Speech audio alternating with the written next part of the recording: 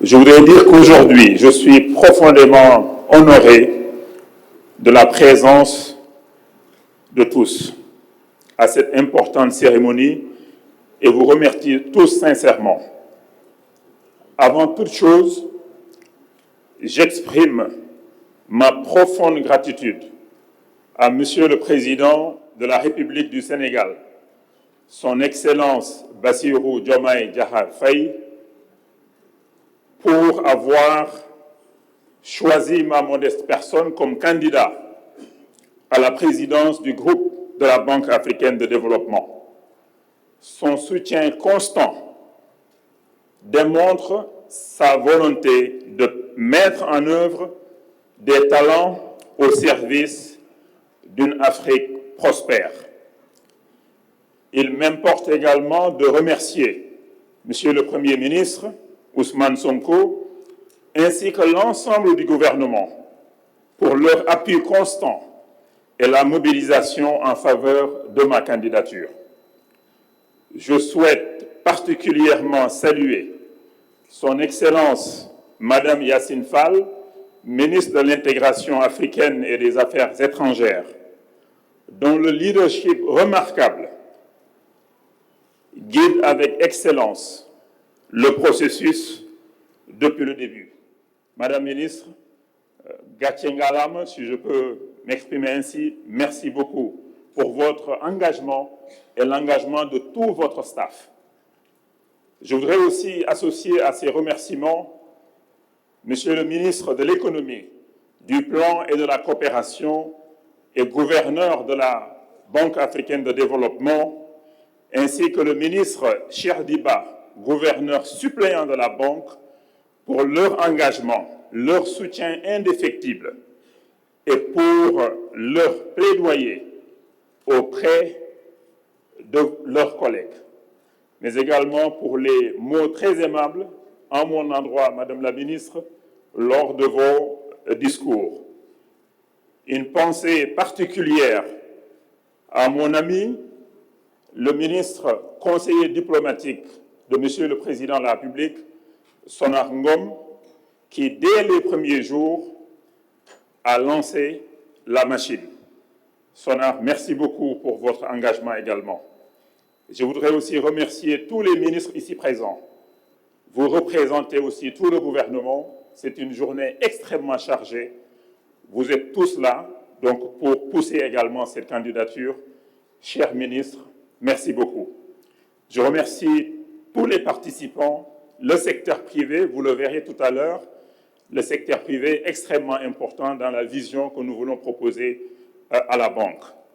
Je ne saurais continuer sans m'arrêter spécialement et adresser des remerciements particuliers à tous les ambassadeurs, tous les représentants du corps diplomatique pour votre engagement et votre présence aujourd'hui. Nous aurons besoin de votre soutien, de votre appui pour transmettre les messages auprès de vos capitales, pour mobiliser vos capitales pour soutenir cette candidature du Sénégal, non seulement parce que le candidat lui-même a les qualités, on verra tout à l'heure, mais surtout les relations diplomatiques de fraternité que vous avez, que votre pays a donc avec le Sénégal. Excellence, depuis 6 décennies, le groupe de la Banque africaine de développement s'est affirmé comme un pilier du développement de notre continent. Ce groupe a incarné une vision portée par des dirigeants d'exception et a démontré une capacité remarquable à transformer les défis en opportunités tangibles.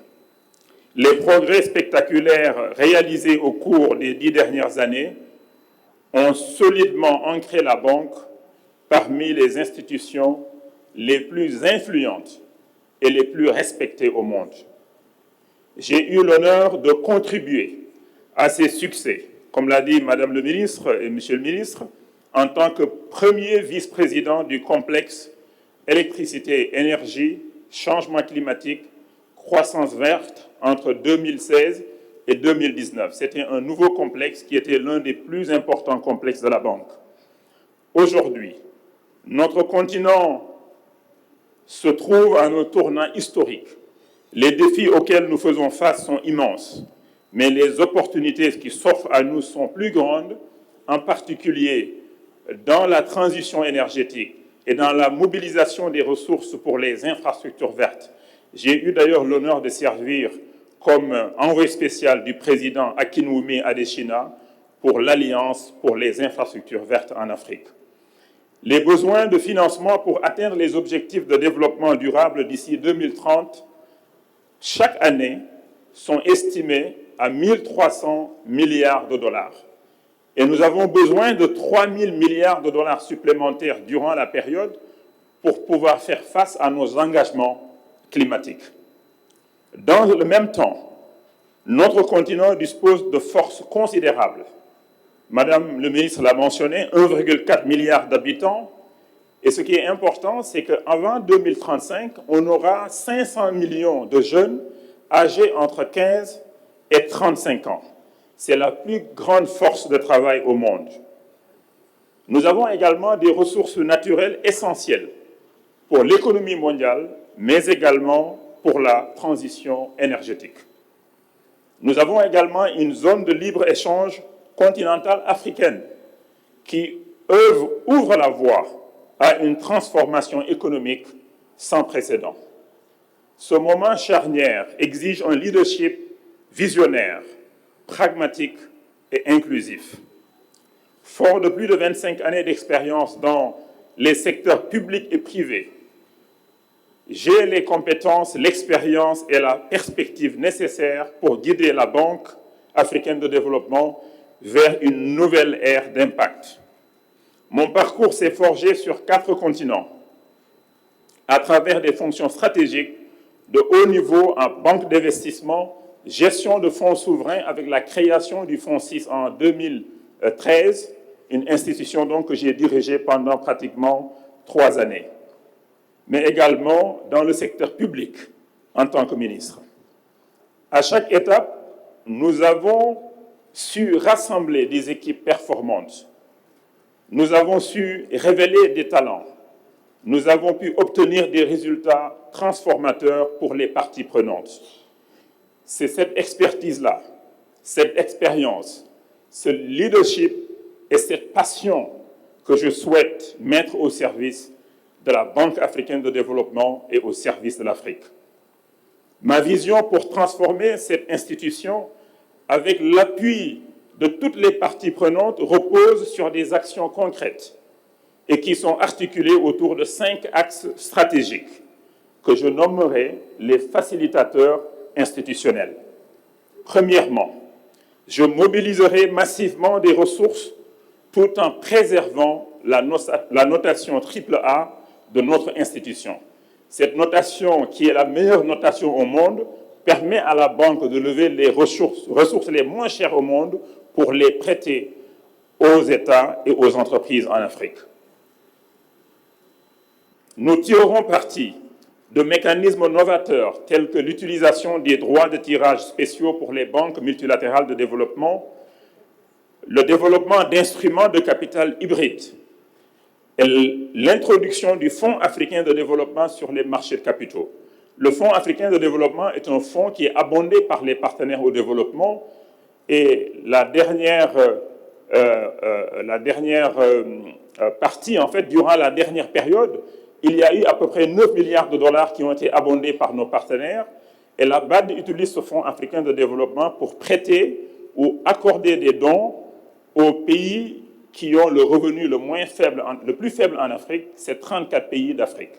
Ce que je souhaite faire, c'est amener ce fonds sur les marchés pour lever plus d'argent, pour que ce qu'on accorde aux 34 pays qui ont les revenus les plus faibles, qu'on puisse leur accorder plus de ressources. Aujourd'hui, les ressources sont relativement faibles, mais en allant sur le marché, on peut lever beaucoup plus de ressources. Je voudrais également soutenir les réformes fiscales en particulier, pour permettre à l'Afrique de réduire les flux financiers illicites qui privent l'Afrique de 90 milliards de dollars chaque année. Imaginez ce qu'on peut faire par effet de levier avec 90 milliards de dollars. Deuxièmement, je dynamiserai le secteur privé en proposant l'établissement d'une vice-présidence dédiée au secteur privé qui va mobiliser des ressources et exécuter des opérations avec le secteur privé. Il y a beaucoup de membres du secteur privé, je pensais voir beaucoup des sourires ou bien des applaudissements.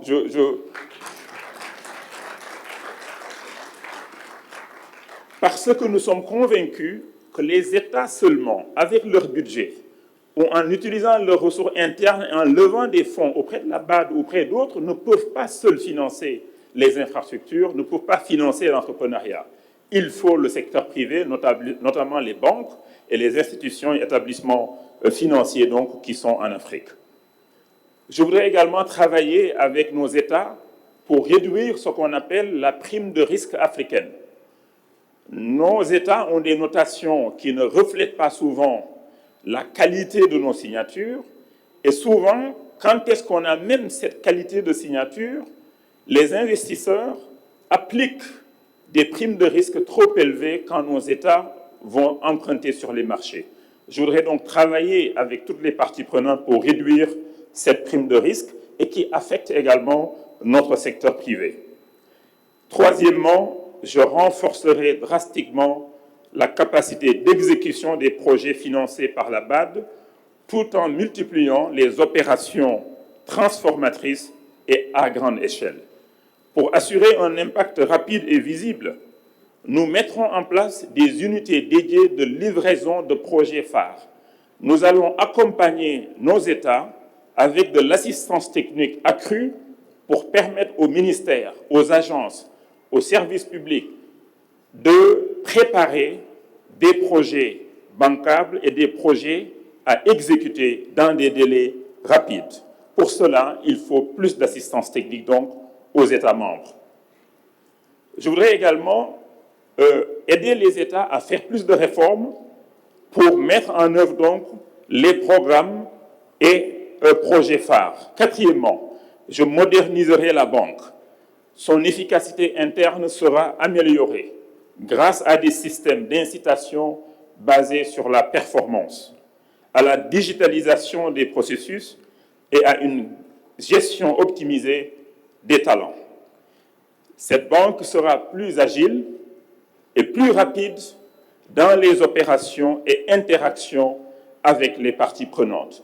Beaucoup de ministres sectoriels se plaignent des fois que dans les institutions de développement, la réactivité fait des fois défaut. Ce qu'on souhaite, c'est booster donc la réactivité donc, de nos équipes. Cinquièmement, je consoliderai les partenariats stratégiques pour maximiser les ressources concessionnelles, encourager l'innovation et renforcer les échanges de meilleures pratiques. En m'appuyant sur ces facilitateurs institutionnels, mes priorités seront de mettre en œuvre avec dynamisme la nouvelle stratégie décennale récemment validée par les gouverneurs de la banque. Deuxièmement, de créer un écosystème d'opportunités économiques inclusives pour la jeunesse et les femmes. D'accélérer la transformation numérique de notre continent. De renforcer la résilience climatique et répondre à la fragilité. De promouvoir l'intégration régionale et le commerce intra-africain. Excellence. Je sollicite votre confiance et le soutien de vos gouvernements avec une promesse. Faire de cette vision une réalité pour impulser une prospérité durable pour l'Afrique et en faire une véritable puissance mondiale forte de ses talents et de ses opportunités. Je vous remercie. Banque africaine de développement. Nous aurons l'occasion d'en donner le détail demain lorsque nous célébrerons son 60e anniversaire. En effet, la vitalité de la coopération avec la BAD s'affirme de jour en jour. La BAD s'illustre à merveille par son engagement aux côtés du gouvernement pour contribuer de manière remarquable au financement des opérations inscrites dans la stratégie nationale de développement, l'agenda national de transformation systémique, la vision Sénégal 2050. Cette coopération s'est particulièrement raffermie sous le leadership de M. Hakim Moumi Adesina à la BAD et avec l'avènement à la magistrature suprême de son Excellence M. Bassirou Diomaye Faye, avec qui il a une parfaite convergence de vues sur les questions majeures de développement économique et social de l'Afrique. Madame le ministre, mon cher compatriote candidat, Monsieur le représentant résident, Mesdames et Messieurs, les enjeux et les défis auxquels le continent africain doit faire face sont connus, car ils n'ont quasiment pas changé de manière substantielle depuis le temps des indépendances. Ils gravitent autour d'un faible développement humain et d'une pauvreté persistante dans la plupart des pays du continent, comme le démontre le classement de nos pays en termes de performance économique et de richesse à l'échelle mondiale.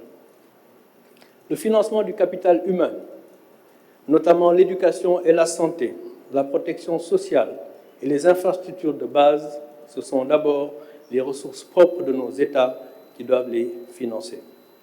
Ces ressources propres doivent provenir d'une économie dynamique, pourvoyeuse de ressources budgétaires, à compléter par des ressources de la coopération bilatérale et multilatérale, mais de plus en plus par un effet de levier sur les ressources et appuis des institutions multilatérales. Ainsi, les institutions multilatérales de financement, celle particulièrement qui est la nôtre, la BAD, devraient donc davantage accompagner nos États à améliorer leurs capacités, à mieux prendre en charge la destinée de nos peuples et à attirer des capitaux privés au vu des besoins colossaux. Ceci est encore plus vrai dans le domaine particulier des infrastructures. Un grand défi de ce point de vue est le déficit criard d'infrastructures et de services énergétiques de qualité, à la fois pour les consommateurs domestiques que les opérateurs économiques. Alors, les chiffres parlent et nous retenons que près de 600 millions d'Africains vivent sans électricité dans ce 21e siècle. Nous savons tous qu'il n'y a point de développement et d'industrialisation sans une énergie de qualité à moindre coût. À la lumière de ces constats, nous mesurons à sa juste valeur l'importance de la cérémonie qui nous réunit ici, car elle s'inscrit dans la volonté commune des Africains de trouver les formules appropriées et les solutions les plus indiquées pour relever tous ces défis qui plombent l'essor de notre continent. Il s'agit donc ici du futur de la BAD, une institution cruciale pour réussir le pari de développer notre continent par nous-mêmes avec son accompagnement. Nous devons réussir le pari d'assurer les besoins fondamentaux de nos concitoyennes et concitoyens, notamment l'éducation, la santé, l'énergie, les infrastructures, le tout dans la durabilité à l'aune des défis liés au changement climatique, et la liste est loin d'être exhaustive. Madame le ministre, Monsieur le représentant résident de la BAD, Mesdames et Messieurs, Monsieur Amadou Hott est le candidat du Sénégal pour assurer le leadership de la Banque africaine de développement. Ce nouveau leadership est attendu et souhaité par tout le continent.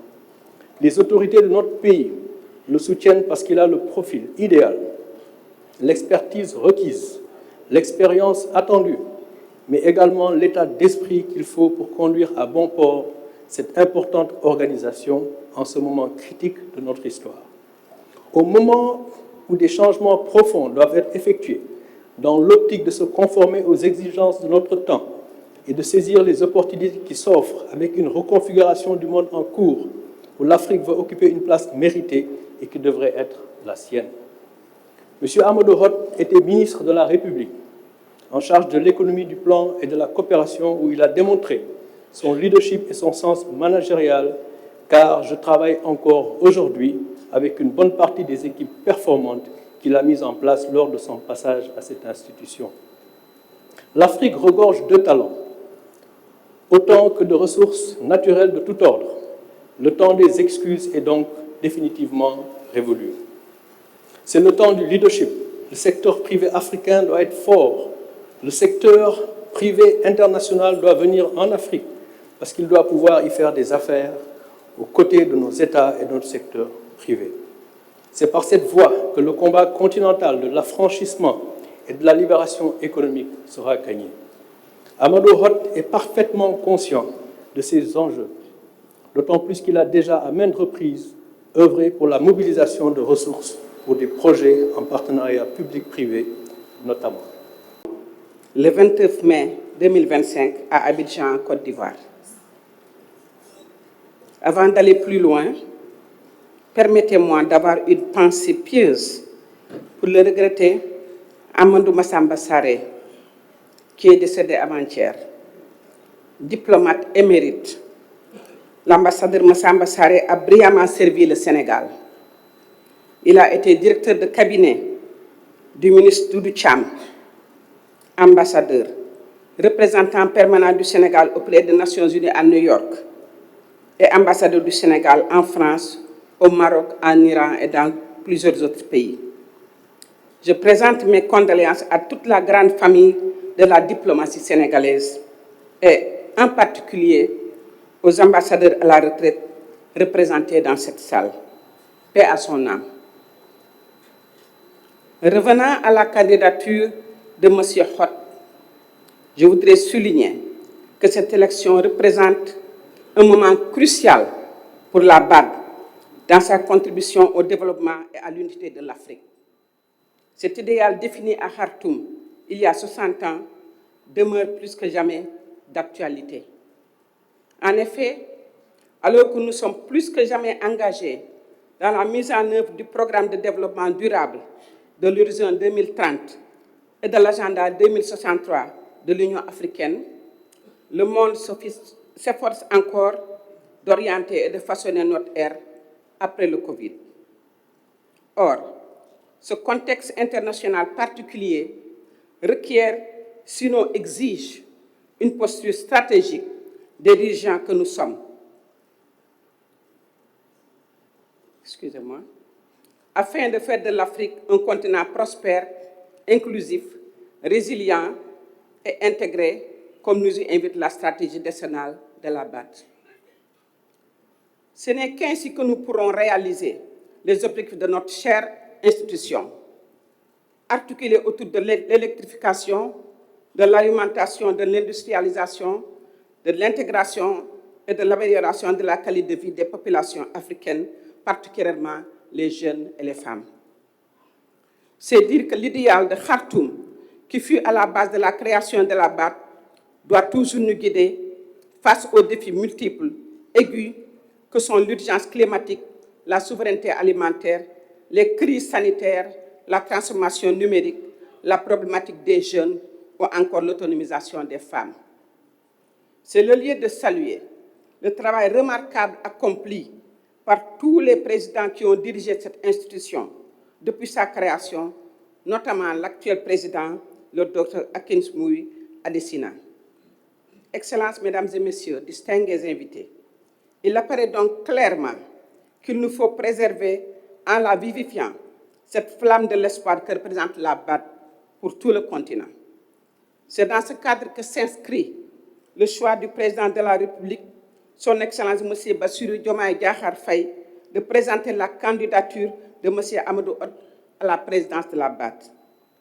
Ce choix, mûrement réfléchi et motivé par le parcours exceptionnel et les compétences remarquables du ministre Hott, qui font que ce candidat idéal pour présider aux destinées de cette prestigieuse institution durant les années prochaines est une candidature très forte.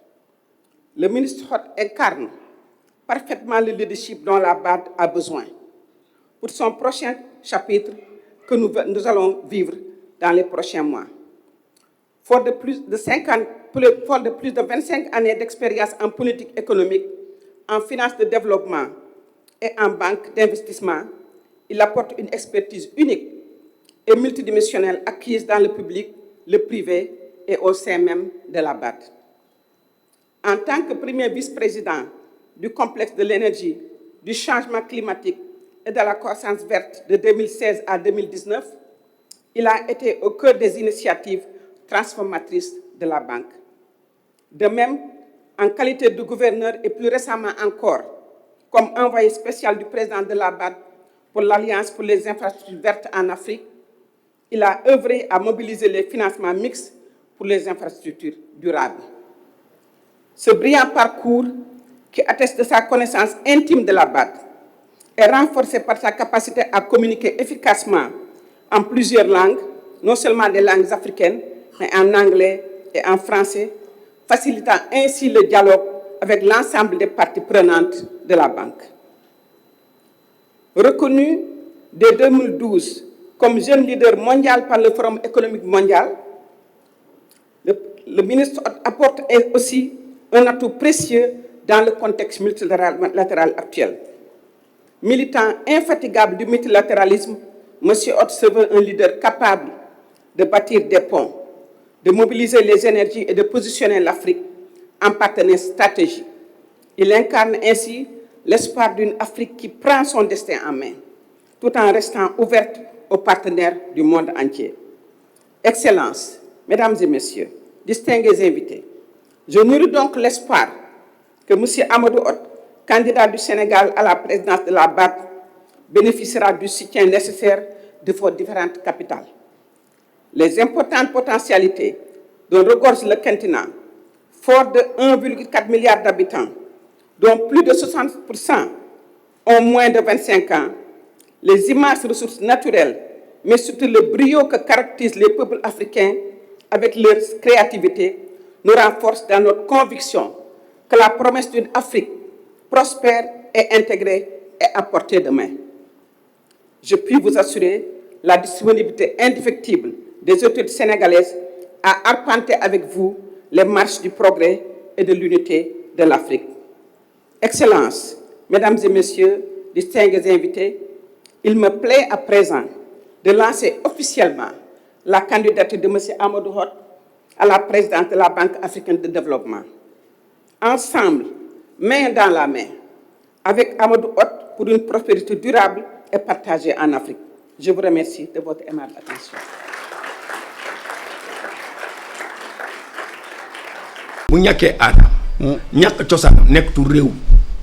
Des initiatives qui ont été développées, l'engagement de certains producteurs envers l'agroécologie, mais également donc, qui ont l'expérience aussi, tout ce qui va peut-être avec des expérimentations pour porter. Et l'autre aspect, c'est aussi au niveau national, donc avec des cadres de concertation qui existent pour porter un peu le dialogue vis-à-vis des décideurs pour l'intégration de l'agroécologie, à l'occurrence la DITAS. Donc là aussi, et aussi les dynamiques au niveau des territoires, ça a été aussi des opportunités pour le projet pour pouvoir quand même contribuer à ces dynamiques-là et de dérouler également ces activités-là. Donc voilà.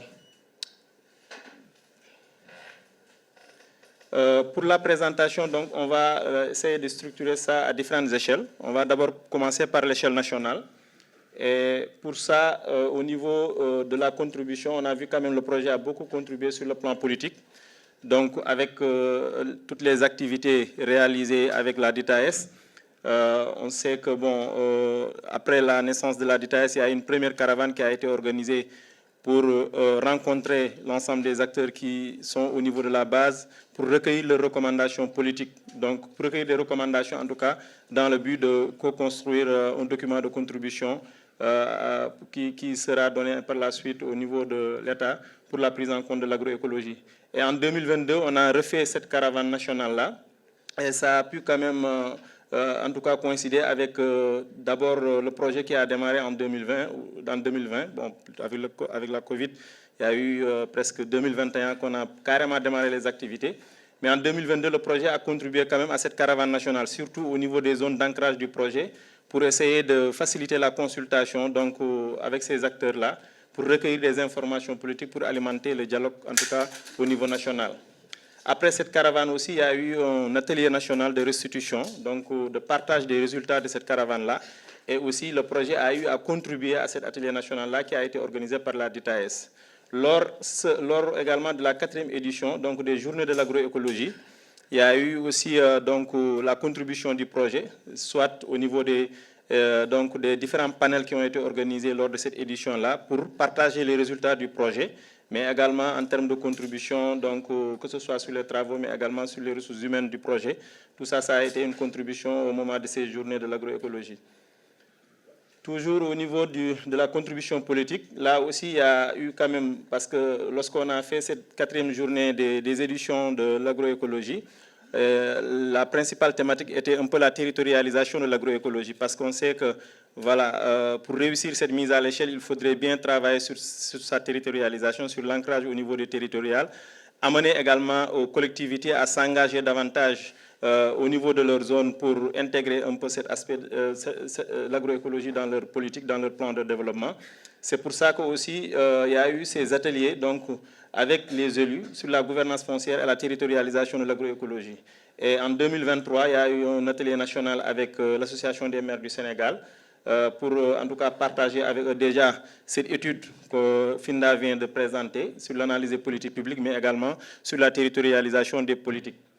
Et le dernier atelier que le projet aussi a eu à contribuer, c'est un peu l'atelier bilan donc des 5 ans de la DITAS en 2024. Là aussi, donc, le projet a eu à faciliter l'organisation, en tout cas pour cet atelier bilan. Ça a permis aussi à la DITAS un peu voilà, donc de faire le bilan, de voir quelles sont les perspectives et de tirer des conclusions par rapport, depuis sa naissance pour en tout cas poser des jalons par rapport en tout cas voilà, donc sur le plan national avec surtout les nouveaux décideurs qui sont là de repartir sur un nouveau cycle de dialogue avec eux pour une meilleure prise en compte de l'agroécologie.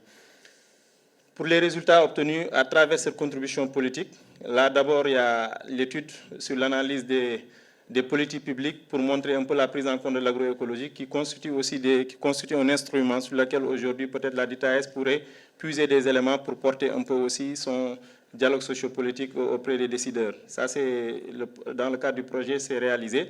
Il y a eu aussi après les caravanes qui ont été réalisées en 2022, après toute cette consultation au niveau des acteurs locaux, il y a eu la production de 4 notes de positionnement et dans ce sens aussi, le projet a eu à contribuer donc, des ressources humaines du projet sur la rédaction, sur donc, la valorisation de ces notes de positionnement au niveau des zones d'ancrage comme à Fatick.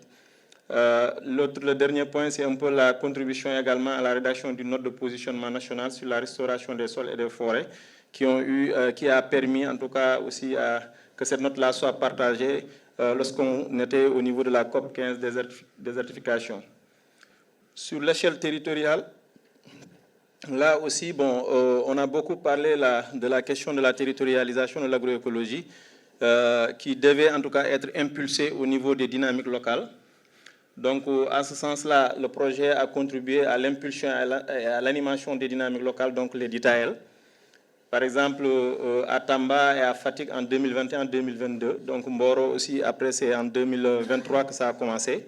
Mais quand même, sur la mise en place de ces cadres-là, le projet a contribué à la mise en place, mais également à l'animation, donc qui permet à ces cadres de se retrouver, de faire le bilan de leurs activités, de planifier, mais également de partager leur expérience.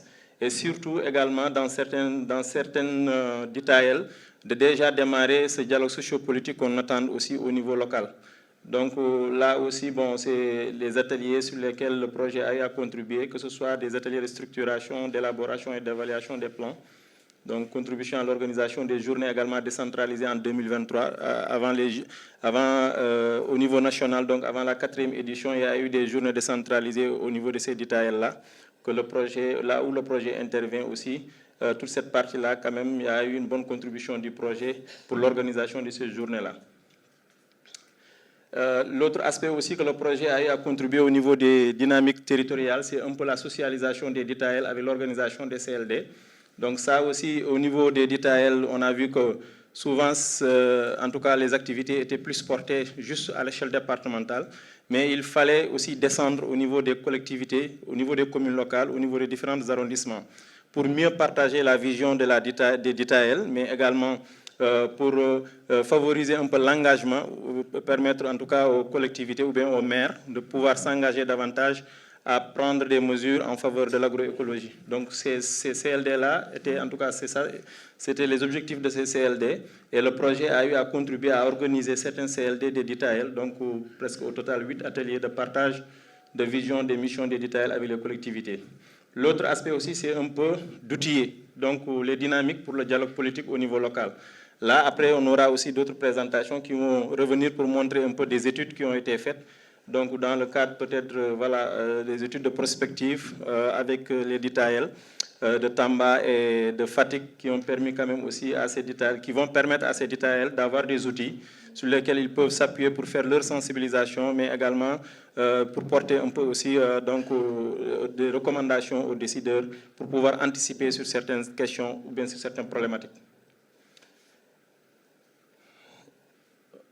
Sur l'échelle internationale, là, les activités aussi qui ont été réalisées dans ce sens, bon, il y a eu quand même certaines rencontres stratégiques que le projet a eu à participer. Par exemple, en 2021, avec la rencontre de la 3AO au Sénégal, ça a permis aussi de présenter un peu le projet à l'échelle sous-régionale, voilà, de voir aussi quelles sont les dynamiques à l'échelle régionale que le projet pourrait se connecter et contribuer. Et aussi au démarrage du projet, il y a eu en tout cas cette réflexion autour d'élaborer une stratégie de plaidoyer pour les 3 partenaires, parce que le projet aussi, c'est au Mali, c'est au Burkina, avec de la société civile, c'est de voir aussi comment ces organisations-là, au niveau de leur pays, puissent aussi porter le plaidoyer au niveau de leur pays. Et l'idée, c'était vraiment de construire une stratégie de plaidoyer. Et là, on a eu à faire des rencontres pour réfléchir déjà sur des outils qui permettent à la fois d'analyser le contexte politique, d'analyser également l'existence des réseaux sur lesquels on peut s'appuyer et des objectifs aussi qu'on peut se fixer à moyen terme, à court terme et à long terme pour porter un peu le plaidoyer. La dernière activité, c'est un peu la contribution du projet, donc surtout les partenaires FAIR qui ont contribué à la COP15 désertification à Abidjan, qui a permis aussi donc certains membres de participer au side event pour parler un peu de la collaboration, de la recherche avec la société civile, mais également de partager les notes de positionnement qui ont été produites dans ce sens-là. Pour les activités toujours internationales, bon, il y a eu aussi la contribution du projet à la Convergence globale de lutte pour la terre au Afrique qui a été organisée en 2023 et dont le passage a été fait à Tamba. Et au niveau de cette étape, quand même la DITAL de Tamba a été beaucoup mobilisée pour partager un peu son expérience et tout. Et par rapport à cette étape, le projet également a contribué à l'organisation de ce passage-là au niveau de Tamba. Et ça a permis aussi donc de montrer un peu cet aspect de territorialisation de l'agroécologie à ces caravaniers qui étaient venus un peu partout dans 15 pays d'Afrique. Il y a eu aussi la participation COP Climat 28. Donc là aussi, il y a eu Enda Pronat et ISRA qui ont eu à participer, à partager leur expérience. Je me rappelle bien, il y avait même Hélène Autant qui a eu à participer à pas mal de side events où on était pour parler de la recherche, donc action. Et aussi donc, les résultats, quelques résultats du projet, quelques messages qu'on avait tirés pour partager lors de ces side events-là. Toujours au niveau international, il y a la participation aussi à la CIT donc 2024 qui a permis aussi de partager les résultats du projet à travers des panels. La participation aux Journées Désira Connect qui vient juste d'être organisée. La participation également au forum régional de la 3AO, donc à Abuja 2024 aussi. Ça, c'est l'équipe du projet qui a participé et qui a eu aussi à participer à certains panels pour partager un peu leur expérience sur les semences paysannes, sur les intrants organiques à travers les biofertilisants et autres. Les résultats obtenus, c'est un peu, donc il y a eu une contribution à l'élaboration d'une note de synthèse. Lorsqu'on a eu à faire la conférence d'intensification CIT 2021, il y a eu une note qui a été élaborée et certains membres de l'équipe du projet ont participé à la rédaction de cette note-là. Participation des équipes au Sénégal aussi à l'élaboration de notes de positionnement du projet FAIR Sahel. Donc, sur voilà, donc, les notes qui sont en cours d'élaboration, mais aussi d'autres qui sont déjà bouclées. Pour les défis identifiés, donc, là, quand même, il y a eu beaucoup de production, que ce soit sur des études, mais également des notes de positionnement. Donc, c'est quand même de pouvoir assurer surtout la diffusion de tous ces travaux. Parce que peut-être, pour certaines notes de positionnement, là, on est à la fin du projet et qui commence à être disponible. Bientôt, ce sera la fin, mais quand même, il faudrait derrière arriver à faire une large diffusion pour une meilleure appropriation de ces notes-là par les différents acteurs. Donc, défi d'appropriation donc des résultats, que ce soit au niveau des communautés, là où déjà on a eu à faire des expérimentations et à obtenir quand même certains résultats, comment voilà, donc, travailler sur l'appropriation. Sur les autres acteurs aussi, il y a tout ce qui est conseil agricole, comme ANCAR et autres, les acteurs de développement, mais ici surtout les décideurs politiques, vraiment de pouvoir s'approprier de ces résultats-là dans l'application des résultats. Peut-être après, dans les perspectives, on dira qu'ils peuvent utiliser ça dans l'élaboration des politiques, que ce soit au niveau national, mais également au niveau local. Là aussi, c'est de maintenir la collaboration entre société civile et recherche. Parce que quand même, ça a été un projet où on a pu quand même intensifier cette collaboration-là. Tout à l'heure, Absa est revenu là-dessus lors de la cérémonie d'ouverture. Donc, ça a fut quand même un projet où on a eu à collaborer beaucoup avec la recherche. Donc, c'est aussi de voir comment maintenir cette dynamique de collaboration avec la recherche sur tous les niveaux, que ce soit à l'échelle nationale, mais également au niveau des territoires. Bon, là, pour les perspectives et recommandations, on essaye de le connecter avec notre gros baobab pour que ça soit bien enraciné, que ça donne des fruits, qui constituent un peu la vision politique de l'État jusqu'à 2050. Et sur ça, bon, déjà par rapport aux organismes de formation, conseils, acteurs de développement, comme on l'a dit, c'est vraiment de s'approprier des résultats, expérimentations et de les diffuser à large échelle. Je pense que ce travail qu'on est en train de faire là aussi, on l'a fait dans les différents départements où nous étions en tout cas récemment. Et là, ça nous a permis aussi de partager un peu à l'échelle des territoires les résultats obtenus dans le cadre de ce projet-là. Et maintenant, c'est vraiment de voir comment tous ces résultats puissent être s'appropriés au niveau des différentes échelles. Et là, envers les décideurs aussi, c'est l'appropriation qu'on attend des résultats, des expérimentations, et surtout dans l'élaboration des plans qu'on puisse quand même mieux ressortir ou bien mieux intégrer en tout cas l'agroécologie dans ces politiques publiques au niveau national, mais également au niveau des territoires. Envers la recherche et société civile, donc maintien d'un fort partenariat au service des communautés engagées dans la transition. Voilà, donc c'était la présentation que je voulais partager avec vous. Merci. Bonjour, donc je suis Eric Scopel, agronome et chercheur du CIRAD.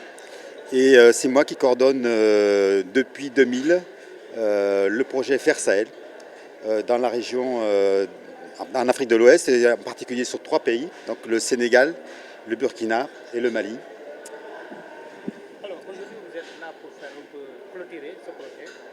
Et quel bilan peut-on tirer de ce projet? Donc le projet il avait quand même pour ambition d'essayer de voir comment on peut faire travailler différents acteurs entre eux, donc notamment du secteur de la recherche et du secteur du développement, de l'appui aux producteurs, pour essayer d'accompagner au mieux des transitions agroécologiques, donc des changements techniques, des adaptations des systèmes de production vers plus l'agroécologie, et en essayant de travailler à différentes échelles, donc directement dans les communautés villageoises, dans des démarches participatives avec les producteurs pour adapter leur système, mais également avec les acteurs des régions, à la fois les acteurs du secteur privé, du secteur public, des politiques locales, qui accompagnent et qui modifient les conditions dans lesquelles ces producteurs peuvent travailler pour essayer de voir comment, à leur niveau institutionnel, ils pouvaient changer les conditions et l'appui qu'ils pouvaient apporter aux producteurs pour qu'ils soient en capacité de changer leur système. Donc, et la dernière échelle, c'est l'échelle nationale, qui est un peu l'échelle dans laquelle on travaille aujourd'hui, puisqu'on restitue nos résultats à l'échelle nationale, vers les politiques publiques ici locales, vers les ministères, vers les gens qui ont les capacités, les bailleurs aussi, qui ont les capacités d'appuyer à un certain niveau des politiques qui facilitent, on va dire, ces changements et appuient les producteurs dans ces changements-là. Donc le bilan, il est plutôt positif dans le sens où la collaboration entre ces institutions a été fructueuse, la collaboration avec les producteurs ont apporté des éléments et dont les producteurs sont plutôt satisfaits, on va dire, dans la dynamique qui a été créée.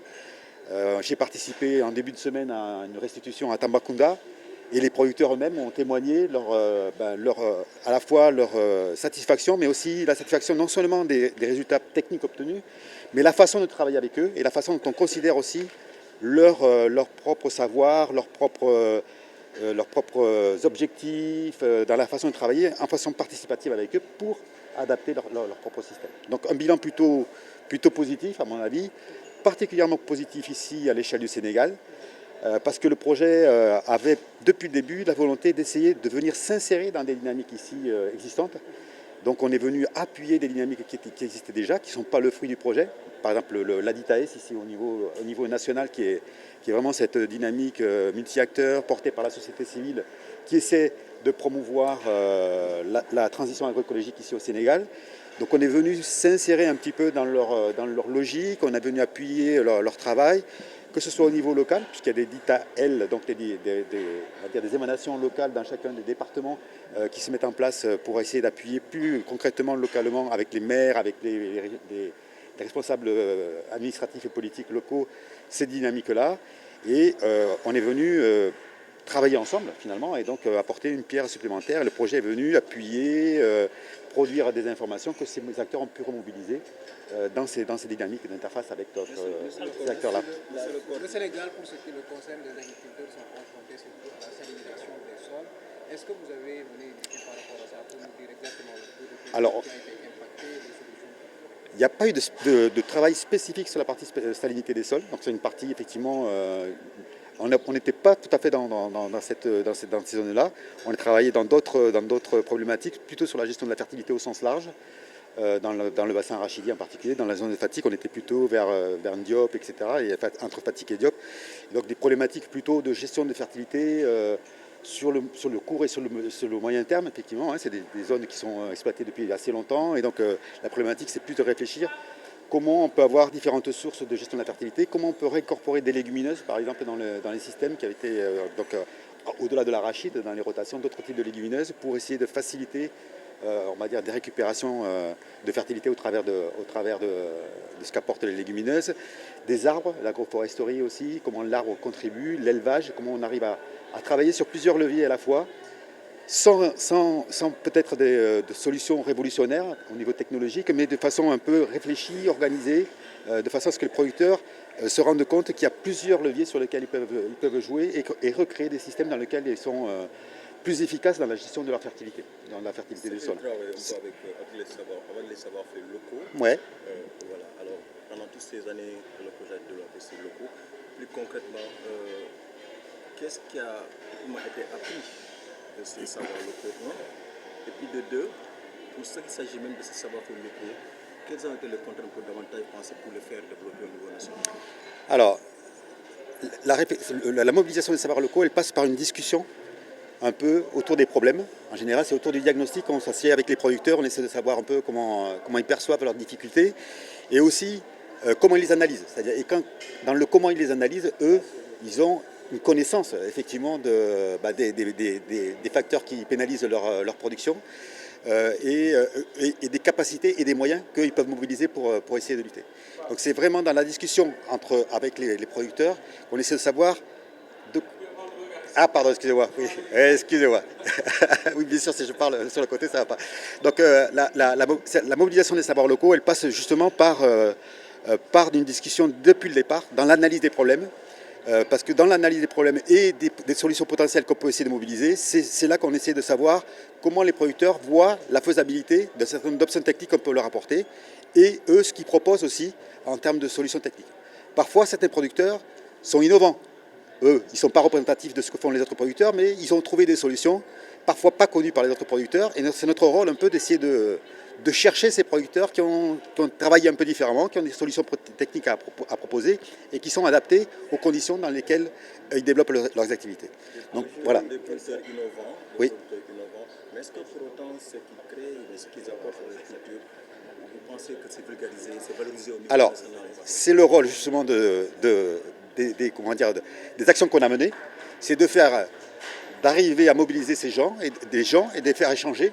Et donc de mieux valoriser par exemple des expériences qui sont peu connues en essayant d'avoir des espaces dans lesquels les producteurs échangent, où on arrive à voir on les faire travailler ensemble. Donc on a créé par exemple ce qu'on appelle des champs centraux, c'est-à-dire des champs expérimentaux qui ont été définis avec les producteurs, où on a défini des systèmes qui pouvaient être potentiellement intéressants pour une partie d'entre eux. Donc il y en a qui étaient plus intéressés par un type de système, d'autres par un autre type de système. Donc on a fait une espèce de champ expérimental dans lequel eux-mêmes ont mis en place ces solutions-là.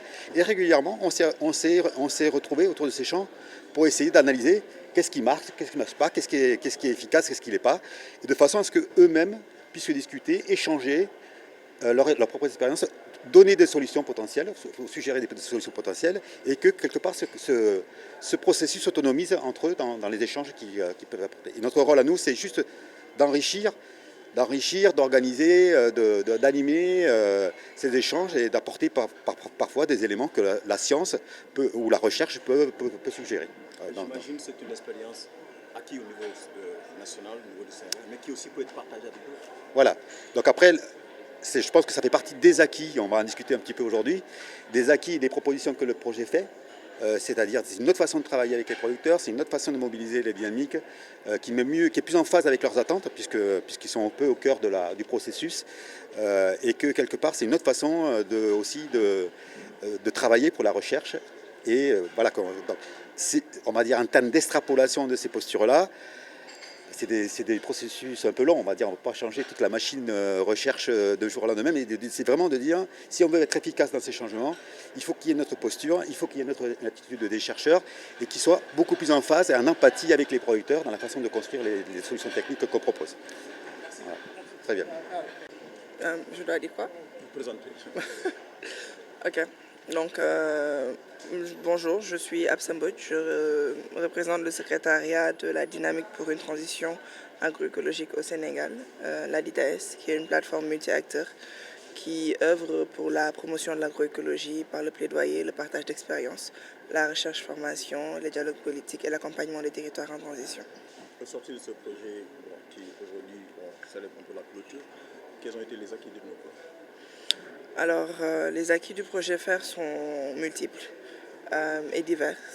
Donc, il faut dire que c'est un projet qui est assez innovant, qui vient sur une approche de co-construction et qui a travaillé à l'échelle de différents territoires, donc que ce soit à des échelles locales, nationales et régionales.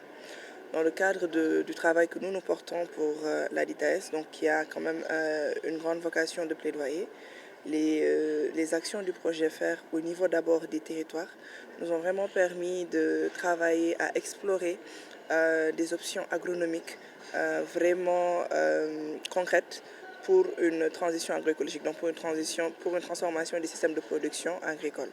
Et donc, dans le cadre de ce projet-là, un des acquis, c'était justement l'expérimentation, mais également la production de résultats probants, attestant de la pertinence et de l'efficacité des systèmes de production agroécologique. Donc, à l'échelle de ces territoires-là et à l'échelle locale, les résultats de ce projet ont permis non seulement de consolider un dialogue politique au niveau local à travers la présentation des résultats aux autorités, que ce soit aux élus, mais également aux autorités déconcentrées.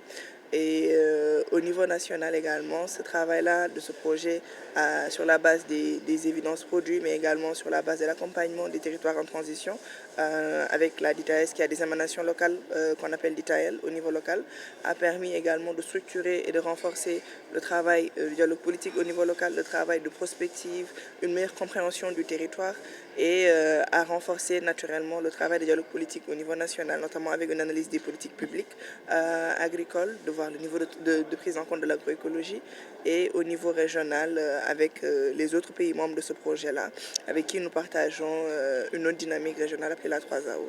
Et donc, de ce fait, le travail que nous retenons de ce projet-là est assez majeur. Il nous a permis d'avoir des faits probants, des résultats, des évidences. Il a permis d'accompagner la territorialisation de l'agroécologie, mais également il ouvre des perspectives de pérennisation à travers ces résultats de recherche, à travers ces productions que nous allons explorer les années à venir pour renforcer le dialogue politique et la prise en compte de l'agroécologie dans les politiques publiques du Sénégal. Il y a le travail de l'AS, mais pour parler plus concrètement sur la réalité du terrain, alors aujourd'hui, en écoutant le coordonnateur, il s'agit de travailler en symbiose avec les expériences locales. Effectivement. Alors, en ce qui concerne le terrain, quelles sont aujourd'hui les contraintes pour davantage valoriser un peu ces savoir-faire locaux ou bien ces expériences locales? Alors, ce qui était intéressant dans la co-construction, comme je dis, c'est qu'au niveau du projet FAIR, il y avait vraiment cette ambition-là, ce vouloir-là de valoriser les savoirs locaux. Donc, ça a abouti ou bien ça a débouché sur des ateliers de diagnostic rapide, qu'on appelle, donc sur le terrain, qui ont permis aux producteurs de nous partager leurs bonnes pratiques agroécologiques, donc basées sur leurs connaissances endogènes. Et donc, ce qui était intéressant dans les expérimentations dans les différentes zones du Sénégal où le projet a été déroulé, notamment dans la zone de Koussanar et de Ndogababakar, dans la zone de Djouroup, dans la zone de Ndiop, de Tataguine, c'est des expérimentations qui ont à la fois mis en cohérence les savoirs locaux, les capacités des producteurs et des hypothèses de recherche de la science académique et qui ont permis de co-construire des systèmes de production dans lesquels les deux types d'acteurs se retrouvaient. Et donc, sur le terrain, concrètement, c'était une opportunité, mais effectivement, il y a des défis qui sont liés à la mise à l'échelle, des défis qui sont liés au financement. Et c'est dans ce sens-là également que dans des projets comme ceci, on démontre, on montre les possibilités, mais in fine, la perspective, c'est qu'on puisse les mettre à l'échelle, qu'on puisse les institutionnaliser avec le gouvernement, avec les fonds publics, avec l'État, qui a cette vocation-là également de renforcer les producteurs. Aujourd'hui, c'est la cérémonie de clôture du projet. Qu'est-ce qui est prévu pour la suite? Est-ce que le projet prendra définitivement pour tourner à tout ou bien il y a une seconde étape?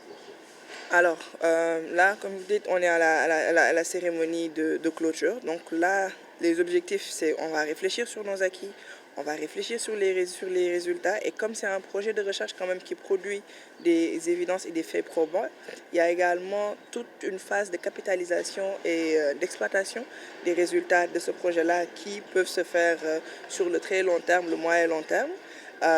D'autre part, il faut comprendre que le projet FAIRE aussi fait partie d'une initiative qu'on appelle l'initiative des ERA, qui effectivement a des perspectives d'être poursuivie au niveau de la CEDEAO, donc à l'échelle de tous nos pays. Donc éventuellement, il y a cette perspective-là d'avoir de secondes phases qui viendront en appoint aux acquis qui sont déjà là consolidés dans ce projet et qui renforceront sans doute la mise à l'échelle des résultats déjà acquis.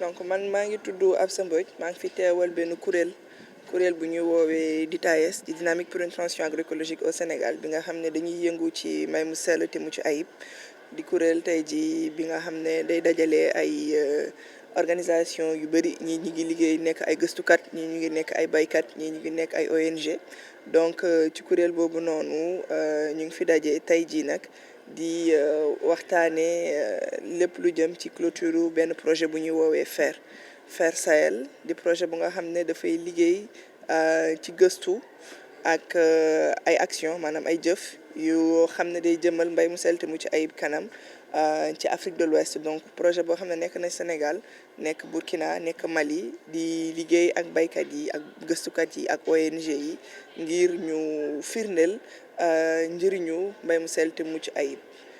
Donc bu ñu xoolee tey jii lu ñu mën a jàng lu ñu mën a jëlee ci activité bi dinañu wax ne que bëri na torop ci li projet bi jot a def ci juróomi at yu mujj yi nii.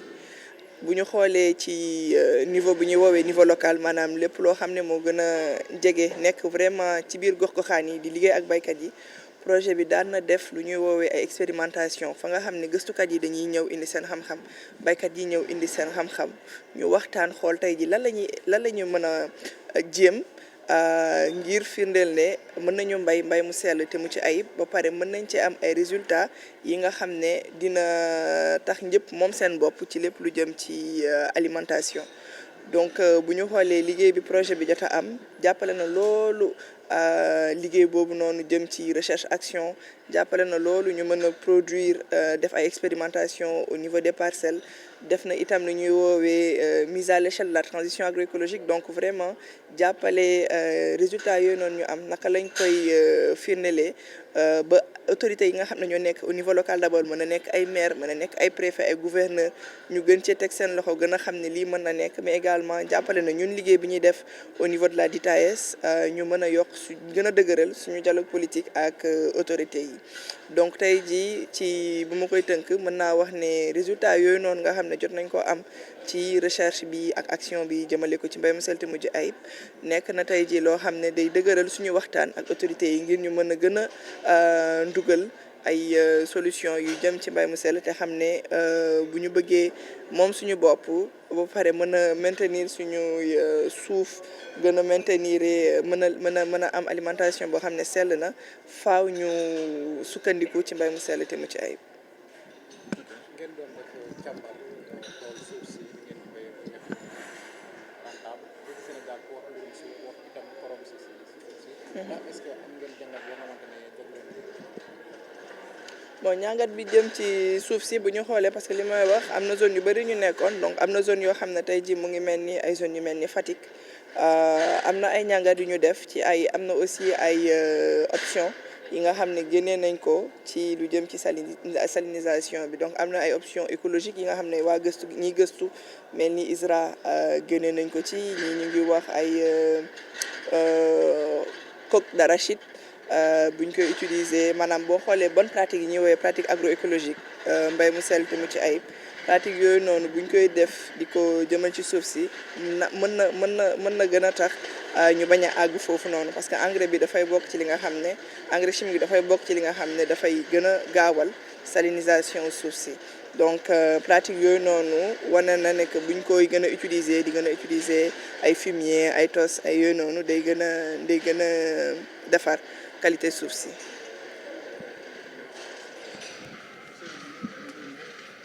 Mathieu Bosch, je suis le directeur du département ressources naturelles et transition écologique à l'Agence française de développement à Dakar. Alors vous êtes là dans le cadre de la clôture du projet. Alors il s'agit aussi, il y a quelque part un souci qui est là, il s'agit de la pérennisation justement de ce projet. Qu'est-ce que vous pouvez nous dire par rapport à cela en termes de solution? Effectivement, la question de la transition agroécologique est un défi crucial dans un grand nombre de pays. C'est vrai en France, c'est vrai au Sénégal, c'est vrai dans de nombreux pays du monde. Et effectivement, il est nécessaire, dès lors qu'il y a cette démarche de recherche-action qui sont mises en place, pour identifier justement et co-construire des propositions de solutions avec l'ensemble des acteurs, de se questionner sur la pérennisation. Nous, en tant que partenaires techniques et financiers, on est à disposition de l'ensemble des acteurs, à la fois des États partenaires avec lesquels on travaille, des acteurs des filières agricoles, pour identifier dans quelle mesure est-ce que l'AFD peut mettre à disposition des financements, que ce soit sous forme de subventions ou que ce soit sous forme de prêts, pour accompagner la pérennisation de ces acquis et de ces dispositifs. Ça peut prendre plusieurs formes, bien évidemment. Ça a été rappelé et ça sera rappelé tout au long de la journée. Le premier élément, c'est de s'assurer que ces résultats soient diffusés au maximum, qu'ils alimentent le dialogue public et le dialogue de politique publique. C'est notamment le cas ici au Sénégal.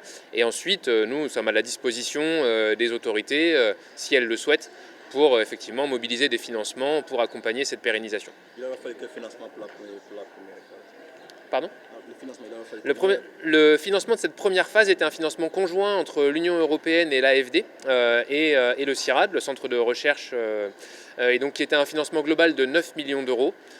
Sur lequel l'Union européenne a mobilisé 7 millions d'euros, l'AFD 1,5 million d'euros, environ 1 milliard de francs CFA, et le CIRAD 500 000 euros. Ça c'était en 3 pays. Quelle a été la part de Sénégal dans ce financement? Alors ça, il faudra voir avec le coordinateur. Je n'ai pas les chiffres exacts de la répartition, mais en tout cas, nous, on a plaidé pour que effectivement le Sénégal soit parmi les pays privilégiés et partenaires dans cette initiative-là. Bien servi aussi. Merci. Merci. Candidat que le ministre Amadou Hott pour l'Afrique.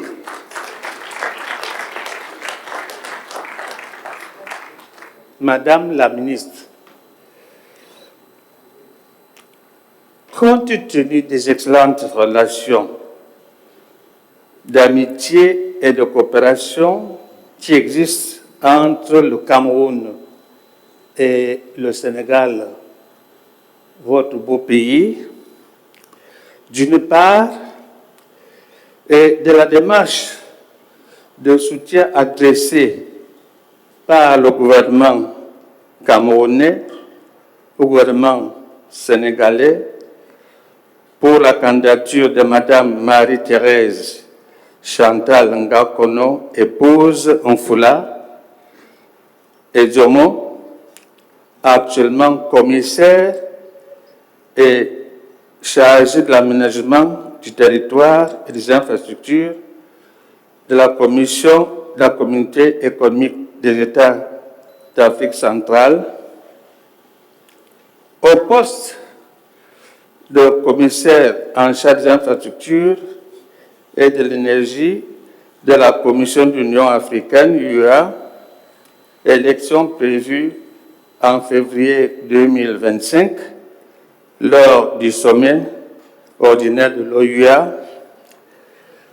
Je voudrais porter à votre silence, Madame la ministre, que le gouvernement camerounais appuiera fortement en retour la demande de soutien soumise par le gouvernement sénégalais, la candidature de M. Amadou Hott au poste de président du gouvernement de la République, de la Banque mondiale, de la Banque africaine de développement, BAD, dont l'élection est prévue en mai 2025.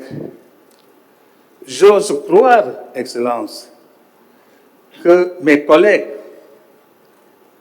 africains et ceux de votre région appuieront également fortement cette candidature.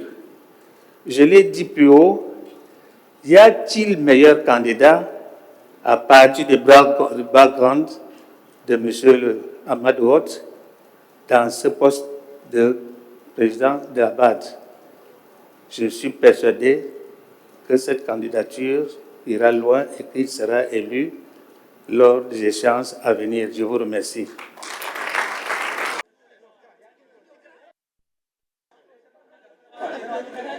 Madame la ministre, pourquoi vous avez dit que l'État du Sénégal a décidé de soutenir la candidature d'Amadou Hott?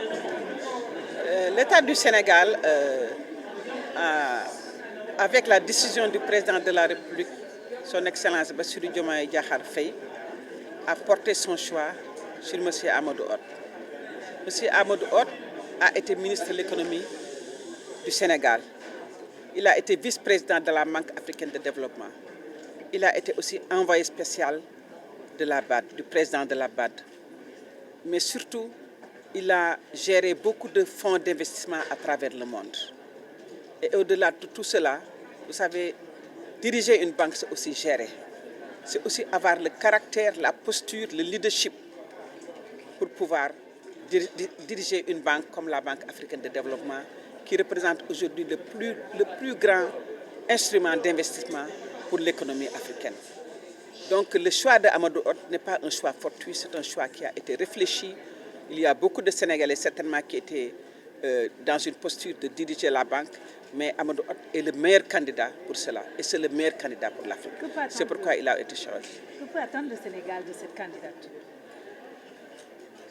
D'abord, relever la position de la Banque africaine, relever les fonds d'investissement disponibles au niveau de la banque, augmenter aussi le flux d'investissement envers les pays africains, surtout dans des domaines stratégiques comme l'investissement, comme l'énergie, comme la digitalisation, mais aussi relancer d'autres chantiers importants sur ce continent jeune, répondre aussi aux besoins urgents de la jeunesse de ce continent, qui est de 1,4 milliard d'habitants, mais qui va bientôt atteindre les 2 milliards. Donc, voilà ce que nous pouvons attendre de cette positionner une personne qui va travailler pour le continent d'abord, et qui va travailler pour l'Afrique, qui va travailler pour positionner ce continent riche en matières premières, riche en ressources, avec beaucoup de citoyens, une jeunesse très engagée pour la construction de ce continent, très créative, mais qui a aussi besoin d'emploi, qui a aussi de se relever la tête, de se sentir bien chez elle, en Afrique et au Sénégal. Donc le rôle de cette banque-là, à travers Amadou Hott, c'est de relever ces défis. Et il en a les capacités, il en a la volonté, et il en a aussi le leadership. kon ñu tënk ko ci wolof rek lu tax Sénégal nguuru Sénégal du Hott ngir mu jël Banque africaine de développement. Amadou Hott la ñu wax nag ndax Amadou Hott dafa nekk koo xam ne kii dafa jàng koom-koom waaye dafa nekk koo xam ne kii dafa liggéey lu bare ci koom-koom ak ci mbirum banque ak mbirum dajale xaalis pour di jàppale ay réew ndax loolu dafa nekk lu am solo Banque africaine de développement mooy banque bi nga xam ne bi ni moom mooy gën a jàppale dëkku Afrique yi ci seen kaaraange ci seen koom-koom ci seen jëm kanam ak ci nga xam ne moom la ñu jublu dëgmal ko ci mbirum investissement c'est-à-dire naka ngay fexe ba réew mi taxaw am ay kuréel yi nga xam ne mooy téye koom-koom bi naka ngay fexe ba xale yi nga xam ne ñoo ne ci réew mi mën a liggéey ndax dañu am ay industrie dañu yëkkati mbay mi dañu yëkkati koom bi ca kaw te loolu lu ko waral xaalis la investissement la te investissement boobu dafay jóge ci banque bi nga xam ne bi mooy Banque Afrique dëkku africain yi bokk ko moom ko ak yeneen dëkk yoo xam ne dañu def seen loxo léegi nag kii ñu tànn président de la République Bassirou Diomaye Faye tànn ko daf ko tànn ngir d'abord xam-xamam ngir jaar-jaaram moo di ni mës na nekk ministre ba nga xam ne dafay jëte économie jaar-jaaram moo di ni mës na nekk di liggéey ci Banque africaine de développement bi nekk ki topp ci ki ko jiite président bi mës na tamit nekk ko nga xam ne kii dafa nekk ndawu banque bi di ko taxawal ci ay mbirum environnement ak yeneen nekk na tam ko xam ne dafay liggéey ci àddina bi yëpp ci mbirum fonds d'investissement c'est-à-dire ndax ngay saytoo xaalis ci àddina bi dajale ko mën ko leble bu nga xam ne dafay yokk réew dafay yokk koom-koom kon kooku dafa nekk loo xam dafa xam li muy liggéey daf ko mës a liggéey mais tamit ci jikkoom njiit la boobu mat njiit dégg ngeen seede yi fi seede yëpp ci ni mu jàppalee jeunes yi ni mu jàppalee jigéen ñi ni mu yëkkatee FONSIS nga xam ne moo ko jëkk a jiite donc àddina bi yëpp dañ ko nangul ràññee ko ci xam-xamam ci xarañteem ci mbirum dajale xaalis mobiliser xaalis ci àddina bi def ko ci fonds teg ko ci yoon awale ko ci leble yi nga xam ne dafay dellu siwaat ci banque dellu siwaat ci réew yi mais dellu siwaat tamit ci askan wi kon am nañu yaakaar ni kii Sénégal tànn ko rek ngir daf ko bëgg a tànn mais daf ko tànn ngir ki mu doon ak li mu xam ak li mu mën ak taxawaayam ñu yaakaar ni nag am nañ yaqin ni bu ñu jàppalee yàlla subhanahu wa taala taxawuñu sénégalais yi taxawuñu suñu partenaire taxawuñu yeneen peuple africain yi jàpp ci Banque africaine de développement dina am chance am njiit boo xam ne bii dina ful li mu daan def ñi fi daan nag liggéey nañu ki fi jógee muy président Adesina liggéey bu rafet bu mucc ayib mais ministre Amadou Hott bu ñëwee dina gën a yokk li mu doon dina ko gën a ful yëkkati ko ci beneen niveau ndax Afrique dafa soxla fonds yooyu pour développement. Oui, non, je pense que Madame le ministre a vraiment tout dit. De toutes les interventions qu'on a entendues aujourd'hui, il y a un consensus sur le choix qui a été porté sur le choix qui a été porté donc sur notre compatriote Amadou Hott. Il a les compétences, il a l'expérience. Donc en Afrique, on en est arrivé à un point où lorsqu'on choisit un candidat, quel que soit le pays qu'il a proposé, on doit choisir des candidats compétents qui ont l'expérience et qui peuvent faire avancer l'Afrique. Et c'est la raison pour laquelle Amadou Hott a été choisi. Il est le meilleur candidat. C'est la réalité et nous ne ménagerons aucun effort pour que cette candidature puisse aboutir. Quelle attente pour l'Afrique? Vous savez pourquoi Amadou Hott est le meilleur candidat? Nous l'avons dit tout à l'heure dans les interventions. Les besoins de l'Afrique sont colossaux. Et les ressources disponibles au niveau de nos États sont limitées. Les ressources disponibles au niveau des institutions bilatérales et multilatérales sont également limitées. Alors, il faut un appui, un apport supplémentaire qui vient du secteur privé. Donc, il faut un candidat qui a en fait des qualités complémentaires, qui connaît non seulement ce que le travail d'un gouvernement est, qui sait ce que le travail d'une institution multilatérale est, et qui connaît également le secteur privé. Alors, donc cette complémentarité de talent et de compétences est difficile à trouver en une personne.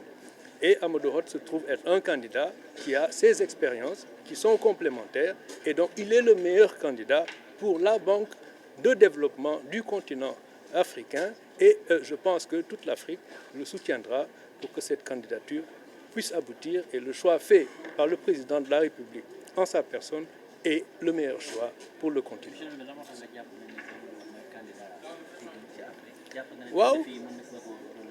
waaw mooy li ma wax léegi rek Amadou Hott ci discours yi ñu fi dégg yëpp tey ñëpp d'accord nañu ne am na expérience am na compétence ci loolu moo tax mu nekk candidat bi nga xam ne moom la Sénégal tànn ci biir sénégalais yi parce que ci biir sénégalais yi bëri la ci ñu am qualité mais Amadou Hott candidature mooy bi ñu yaakaar ne moom mooy bi gën moo tax ñu tànn ko candidat la nag boo xamante ni Afrique yëpp ko war a jàppale lu tax mooy que Afrique dañu toll foo xamante ne nii lii war a tax ñu tànn nit compétence am la war a doon donc c'est pas rek que Sénégal moo ko choisir wala suñu région Afrique de l'Ouest moo ko choisir mais dafa nekk candidat boo xamante ne nii liggéey na BAD liggéey na ci gouvernement liggéey na ci secteur privé kon candidat il est jeune donc mun na am perspective ci am na loo xam ne war na ko mën a andil continent bi yëpp loolu moo tax ñu tànn ko et yaakaar nañu ne candidature bi dina aboutir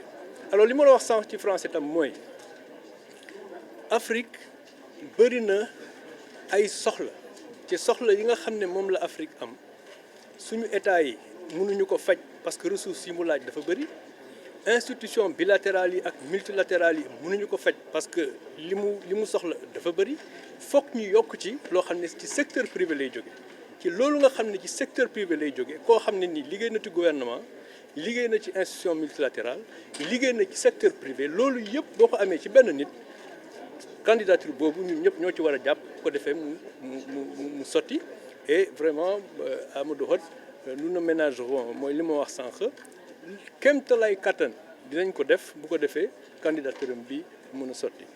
Merci à vous, Monsieur le ministre. Le Ghana va revenir sur les chantiers prioritaires. Un discours qu'il faut à la tête de la BAD. Quels seront vos chantiers prioritaires? Je vous remercie tous pour votre présence. Comme je l'ai dit dans mon discours, je remercie les autorités à la tête desquelles son Excellence le Président Bassirou Diomaye Faye et les deux ministres qui portent aussi cette candidature, Madame la ministre de l'intégration africaine et des affaires étrangères, et bien sûr, Monsieur le ministre de l'économie, du plan et de la coopération, qui est le gouverneur de la BAD. Donc le jour de l'élection, c'est lui qui va voter et qui va aussi essayer de pousser ses collègues à voter également le jour J. C'est un jour historique et nous avons fait un lancement de la candidature, donc sous l'égide du gouvernement, avec Madame la ministre qui dirige les opérations de ce lancement. Et comme je l'ai dit également dans mon propos, ce que je souhaite, c'est d'avoir le soutien de tous les actionnaires de la banque, qu'ils soient africains ou non africains. Rappelez-vous que la banque, c'est 81 pays qui sont actionnaires, dont les 54 pays d'Afrique et 27 pays non africains. Et les gens votent en fonction aussi de leur capital. Et donc, on a besoin du soutien de tous les pays, en particulier des pays aussi qui ont la part du capital, les parts du capital qui sont les plus importantes. Mes priorités pour la BAD, comme je l'ai dit dans mon propos, c'est d'abord de renforcer les capacités internes de la BAD. La BAD est une institution qui a eu des résultats extraordinaires durant les 60 dernières années, et en particulier durant les 10 dernières années, avec le président Adesina. On peut aller de l'avant et faire encore plus. Pour faire encore plus, les équipes à l'intérieur, au niveau donc, de la montée des compétences, au niveau de l'agilité de la banque, au niveau des procédures et des process qu'il faut diligenter, il faut que la banque, d'ailleurs c'est comme tous les autres banques de développement, qu'on travaille plus vite, qu'on soit plus réactif et qu'on travaille davantage aussi avec le secteur privé. Parce que les États seuls, comme l'a dit M. le ministre de l'économie, ne peuvent pas tout seuls financer le développement de l'Afrique. Il faut le secteur privé. Le secteur privé aussi a besoin d'être accompagné. Parce qu'un privé met son capital, mais a besoin que d'autres mettent leurs capitaux également. Et les banques de développement peuvent être là pour apporter les capitaux à des conditions très avantageuses donc, pour le secteur privé. C'est pourquoi je souhaite, dans mon mandat, si je suis élu, c'est vraiment de renforcer les capacités de la banque à augmenter drastiquement les opérations du secteur privé en prenant un peu plus de risques, mais sans remettre en cause la notation 3A de la banque. C'est la notation la plus importante au monde, il faut la maintenir. Et donc ça, c'est un point extrêmement important. Le troisième point, donc après le développement du secteur privé avec une présidence, vice-présidence dédiée, ce que je prévois de faire, c'est de créer une vice-présidence qui n'est dédiée qu'au secteur privé dans tous les secteurs d'activité. Aujourd'hui, le secteur privé dans la banque est un peu éparpillé dans les secteurs. Maintenant, on va renforcer une vice-présidence, augmenter le nombre de personnes pour qu'on puisse donc exécuter, préparer les projets plus rapidement. Et un point fondamental aussi de ce que je voudrais proposer, c'est vraiment d'accompagner nos États à préparer, à mieux préparer les projets. Parce qu'un projet, pour qu'il soit financé, ce n'est pas juste une idée de projet qu'on finance. Il faut préparer, il faut faire les études, il faut démontrer que le projet il est viable économiquement et quand c'est le secteur privé, financièrement aussi. Et donc, il faut que nos États aussi aient de l'assistance technique, qu'on puisse recruter des consultants au niveau des administrations, des services publics, des sociétés d'État, les accompagner donc pour aller plus vite dans la préparation et le développement de projets. Et il faut aussi aider nos États à mobiliser plus de ressources internes dans nos pays. Il y a des ressources publiques qu'on peut mobiliser davantage en luttant contre les flux financiers illicites, en élargissant l'assiette fiscale, sans taxer toujours les mêmes. Il faut élargir pour que tout le monde paye l'impôt et paye un peu.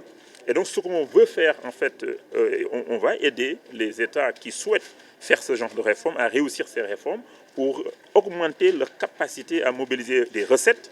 Et quand vous mobilisez plus de recettes, votre crédibilité sur les marchés augmente. Vous pouvez lever des financements sur le marché à des conditions plus avantageuses. Il faudra également mobiliser l'épargne en Afrique. Vous savez qu'en Afrique, il y a 2500 milliards de dollars de fortune, d'argent disponible qui appartient à des gens riches dans le continent. C'est 2500 milliards de dollars, c'est énorme. Mais cet argent-là est investi à l'étranger, c'est investi dans d'autres pays, c'est investi dans d'autres instruments. Il faut canaliser ces ressources dans l'investissement productif, dans le soutien aux États, aux projets publics également, le soutien au secteur privé. Donc la BAD va avoir des programmes pour mobiliser ce genre de ressources. Et enfin, c'est d'augmenter la capacité de mobilisation de ressources de la banque elle-même.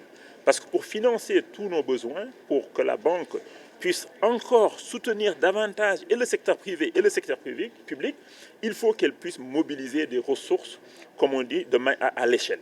Pour cela, il faut renforcer des instruments de capitaux hybrides.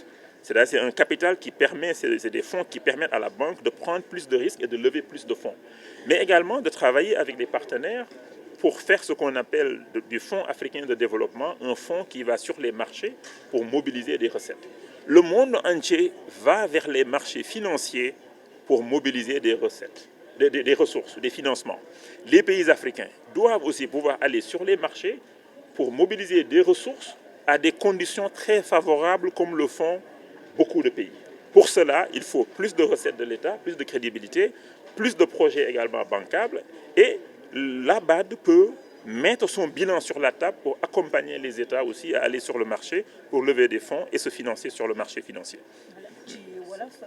damay gërëm ñëpp di sant ñëpp di am mbégte lool ci sunu ndaje tey bi nga xam ne ministère des affaires étrangères sénégalais ministère de l'intégration africaine ak affaires étrangères ñoo ko organisé te ministre Yacine Fall jiite ko ministre de l'économie plan et coopération mi nga xam ne moom mooy gouverneur u Sénégal ci BAD moom it mu nekk koo xam ne moom mooy ndeyu mbir mi surtout jour élection surtout ci waxtaan ak gouverneur yi nga xam ne ñoom ñoo war a voté ci bis bi donc ñoom ñaar seen teewaay fii dafa am solo lool membre gouvernement bi ñu ci bëri teew ci lu moo tax fukki ministre ak juróom ñëwoon fii tey ndaje fi loolu yëpp pour wane que ne candidature bi gouvernement moo nekk ci ginnaawam président son excellence Bassirou Diomaye Diakhar Faye moom moo ñu tànn ñu gërëm ko ci lool sant ko ci lool ci lu mu ñu tànn ci ay sénégalais ci kanamu sénégalais yu bëri yi nga xam ne mënoon na leen tànn mu tànn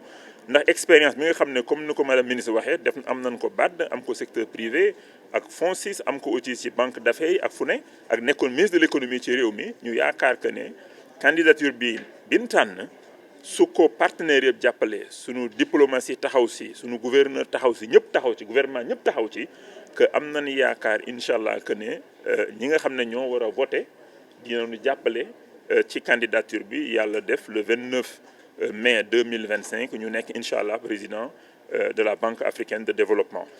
ci li ma wax nag mooy que ne su ma yàlla fale incha allah dama bëgg jàppale gouvernement yi ñu gën a mun a def ay projets yoo xam ne di nga ci mën a investir dugal ci sa xaalis ba pare exécuter projet yi aussi ndax askan bi gis ci boppam benn ñaar renforcer banque bi nu muy liggéeyee nga xam ne day gën a xarañ day gën a gaaw yëf yi di bara en fait nga xam ne su gouvernement wala secteur privé demander dara banque bi mun a réagir rapidement mun a approuver projet itam rapidement fekk ay projet de qualité lay doon nga xam ne loolu ñëpp dañ ci gis seen bopp. ñetteel bi yokk ressource banque bi aussi am na ay nu nga ko mën a defee jàppale gouvernement itam ndax ñu mën a yokk seen i ay ressources internes mooy koom-koomu réew yi ci biir ñu mën ko yokk recette fiscale yi itam ndax gouvernement aussi mën a amal boppam ba pare nag doog a dem laaj ay yeneen partenaires ñu ko jàppale mooy banque yi wala tam dem ci marché financier yi pour mën fa lever xaalis mën a financer développement sunu ay réew ci Afrique.